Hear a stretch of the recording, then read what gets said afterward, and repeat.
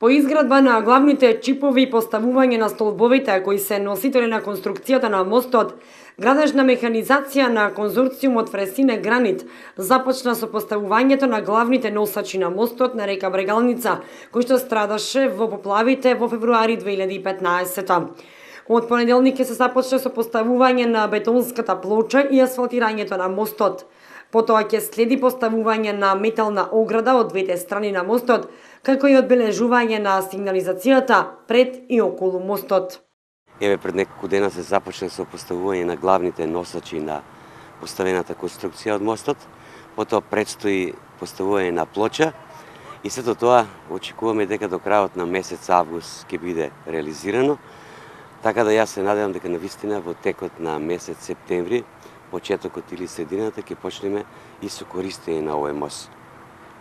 Навистина можам да кажам дека неколку месеци е пролонгиран овој термин, меѓутоа од оправдани причини, бидејќи навистина на моменти беа отежнати условите за работа, меѓутоа исто така значи деновиве според насоките дадени од Министерството за социјална политика, вработените овде не може да работат повеќе од 12 часот.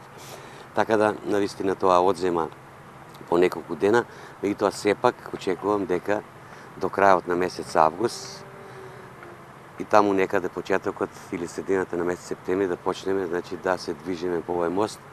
Мостот е со должина од 96,5 метри и широчина од 7 метри. Вкупната инвестиција изнесува $800,000, средства обезбедени од Европската Унија преку UNDP.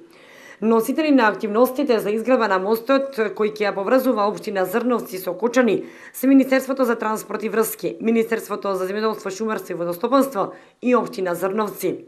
Инаку, додека се гради мостот, сообраќајот помеѓу општините Зрновци и Кочани се одвива по алтернативно решение на неколку метри под мостот. Целосната изградба на мостот се очекува да заврши до крајот на овој месец и истиот веднаш да биде ставен во употреба.